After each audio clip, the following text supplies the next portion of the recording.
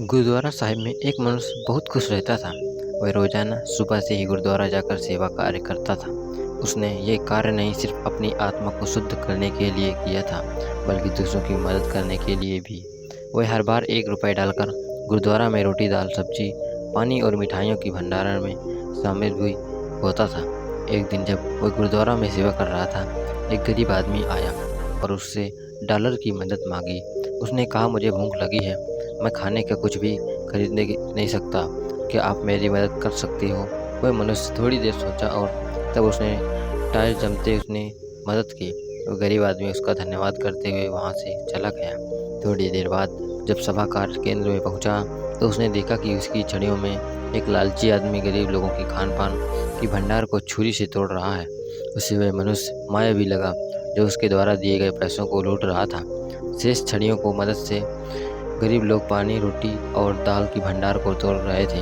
आदमी को रोकने के लिए किसी भी भीड़ ने कोशिश नहीं की। वारदात की खबर जल्दी ही राजा तक पहुंची और बादशाह ने कहा, इस वार्डर को पकड़ो, उसे जला दो।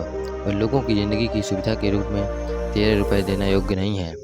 सप्ताह के अंतिम दिन जब सभा कार्य केंद्र में रोटी, दाल, सब्जी और मिठाई की भंडार को तोड़ने वाली वार्डर से उसके पास आया तो वह बार बार कहने लगा, कृपया विचार करें, इन गरीब लोगों को खाने का 1 रुपया चाहिए था और आपने उन्हें उसे भी दिए जो आप लूट कर कमाते हैं। 1 रुपया सोचें कि आपके वजह से कितने जीवन बचेंगे और कितने जीवन सीख सकेंगे। वार्डर ने ध्यान दिया और अपने गलत कर्म पर पछताया। उसने सोचा, मेरा ये कौन सा कारोबार है कि मैं अन्य लोगों की ज़िंदगी के मसीहा बन जाऊं। पछतावा और साधारणता उसे ही बर्बाद करती है। यदि हम अपने उच्च आदर्शों और नैतिकता पर दृष्टि टिकाएंगे तो हमेशा अच्छा ही रहेंगे। समाज में बदलाव चाहिए, हमें खुश रहना चाहिए और अपने कर्मों से लोगों को प्रेरित करना चाहिए।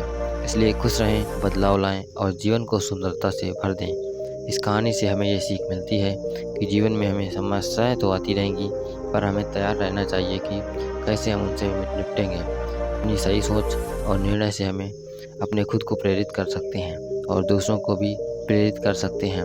दोस्तों, कहानी अच्छी लगी हो तो हमारे चैनल को सब्सक्राइब कर लीजिए। धन्यवाद।